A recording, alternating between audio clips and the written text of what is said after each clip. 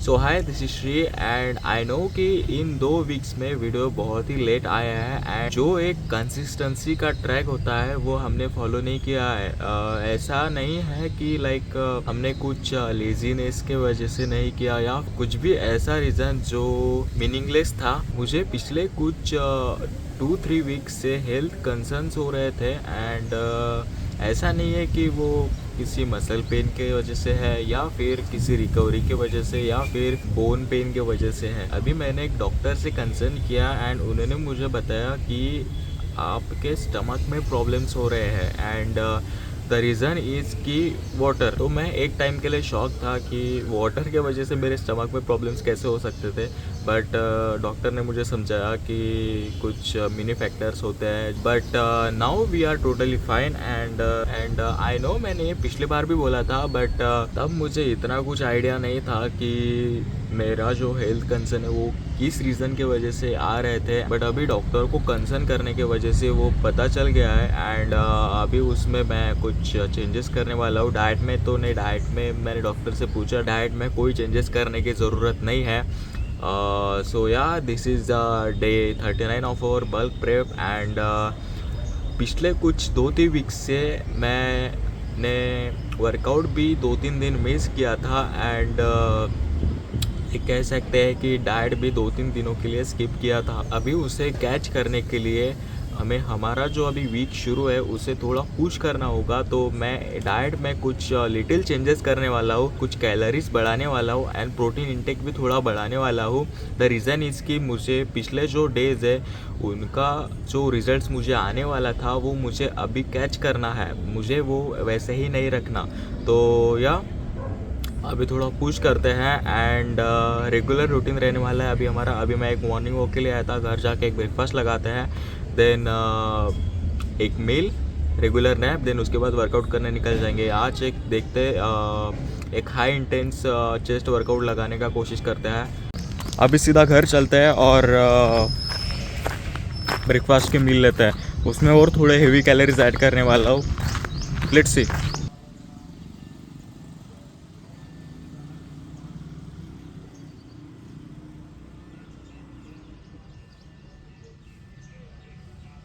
मैं जिम के लिए रेडी हो चुका हूँ एंड अभी सबसे पहले जो है वो प्री बनाते हैं क्योंकि आज चेस्ट का हाई इंटेंसिटी वर्कआउट लगाने वाला है। सो या लेट्स गो।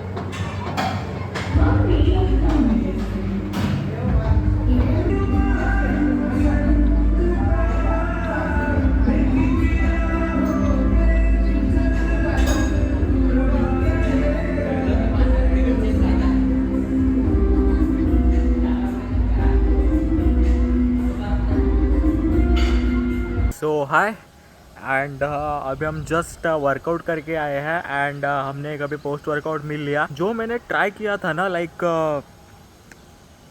इतने लेवल पे वाटर लेके उस पर मैंने प्री वर्कआउट ट्राई किया था, वो मुझे 100% से भी ज़्यादा इफेक्टनेस दे रहा है।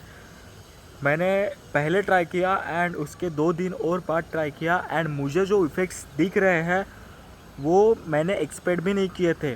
क्योंकि जब हम इतने लेवल पे प्री वर्कआउट लेते हैं, इतने वाटर लेवल पे प्री वर्कआउट लेते हैं, तो जो प्री वर्कआउट है वो डाइजेस्ट करने में थोड़ा टाइम लेता है एंड वो धीरे धीरे जैसे डाइजेस्ट होता है वैसे ही हमें धीरे धीरे एनर्जी देता है। मैंने आज अपने लाइफ में पहली बार 40 kgs के 21 रेप्स परफॉर्म किए हैं। एक सेट में नहीं, लेकिन मुझे 21 रेप्स परफॉर्म करने के लिए 3 सेट लगे बस। 75 समथिंग बॉडी वेट के रेंज में 40 के 21 रेप्स परफॉर्म करना, it is too much for me and I am so glad for it.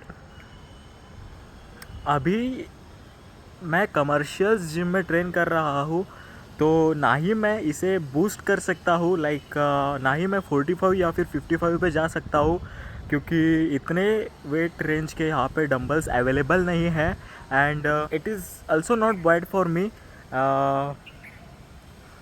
मैंने सोचा कि 40 को ही एक बार मास्टर कर लेते हैं एंड इसी से ही मैं आगे भी ट्रेन करूँगा।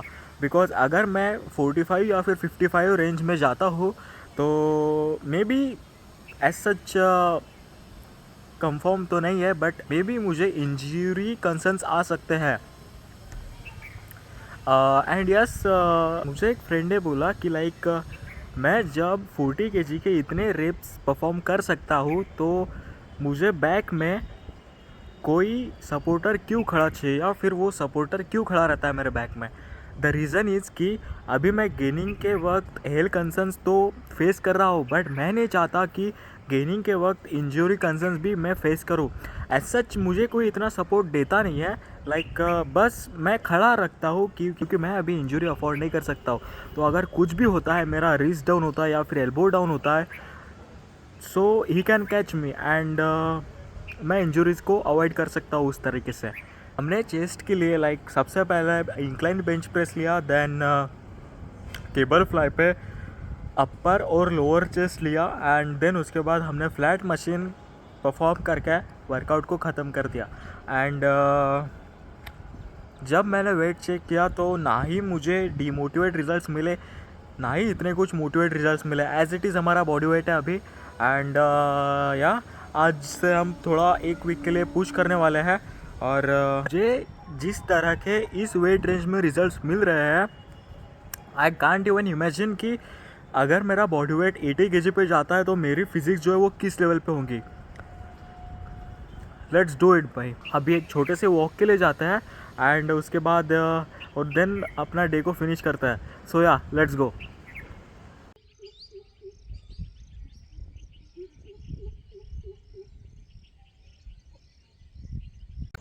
सो finally we are done with our walk and अभी घर जाके एक पोस्ट वर्कआउट मिल लेता है, देन उसके बाद इस डे को एंड करता है। So it was a good day. अच्छा वर्कआउट था, अच्छी डाइट ली हमने, good calories complete, protein intake complete, water intake complete, all good. That's it for today.